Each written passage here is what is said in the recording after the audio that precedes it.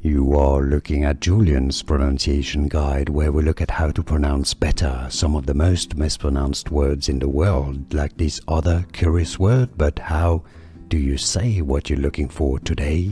Let's learn how to pronounce this word in English. It's quite a confusing word, but let's learn how it's pronounced. There's going to be two different pronunciations in English, British English and American English. So let's break it down. Let's go through British English pronunciation. Taciturn, taciturn, taciturn. Stress on the first syllable. American English pronunciation, US as opposed to the UK. Taciturn, taciturn, American English, or taciturn, British English. And now you know.